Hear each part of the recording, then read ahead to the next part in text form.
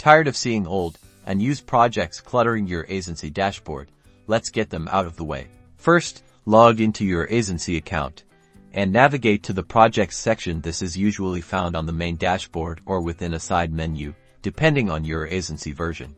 Now, find the specific project you want to delete from the list. Click on the project name or the associated settings icon to open the project details. Within the project details, look for a Settings or Configuration tab. It's often represented by a gear icon. Click on this tab to access the project settings. Scroll down within the Settings panel until you find the Delete Project or Remove Project option. This is usually located at the very bottom of the settings page, as it is a permanent action.